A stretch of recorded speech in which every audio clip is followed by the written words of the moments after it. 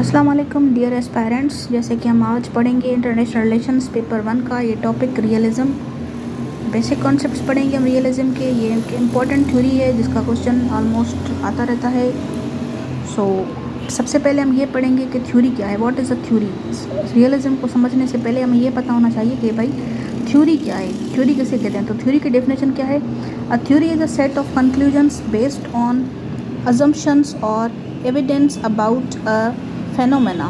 Theory क्या है? एक सेट ऑफ कंक्लूजन्स है जो कि किस पर बेस होता है, assumptions पर या फिर एविडेंस पर। एक ऐसा सेट ऑफ कंक्लूजन्स है जो कि दो चीज़ों पर बेस्ड करता है, assumptions पर या फिर एविडेंस पर, किसी भी फेनोमेना के बारे में, including it's character, causes and probable consequences and ethical applications. तो किसी भी फेनोमेना के जो है कैरेक्टर क्या है उसका, या उसके कॉजेज़ क्या हैं, या उसके कॉन्सिक्वेंसेस मतलब उसके असर क्या पड़ेंगे, और उसकी एथिकल इम्प्लीकेशंस क्या होंगी, उसे हम थ्योरी कहते हैं। अब जैसे रियलिज़म की थ्योरी है, तो रियलिज़म की थ्योरी के कुछ मेन पॉइंट्स हैं। जैसे कि रियलिज़म किस बात पर सबसे पहले इंसिस्ट करता है? स्टेट पर, कि स्टेट जो है सबसे मेन एक्टर है इंटरनेशनल रिलेशंस में, इंटरनेशनल पॉलिटिक्स में, इंटरनेशनल सिस्टम में।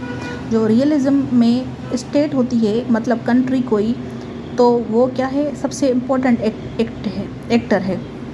और हम ये कह सकते हैं कि स्टेट जो है नॉट आंसरेबल, ये किसी के लिए भी आंसरेबल नहीं होती, किसी के आगे आंसरेबल नहीं होती। नंबर 1 आप देख सकते हैं यहाँ लिखा हुआ है, state not answerable to any higher authority. मतलब स्टेट किसी के आगे भी जवाबदार नहीं होती। कोई ऐसा नहीं है बंदा या कोई ऐसी चीज़ जो कि इससे सवाल कर सके।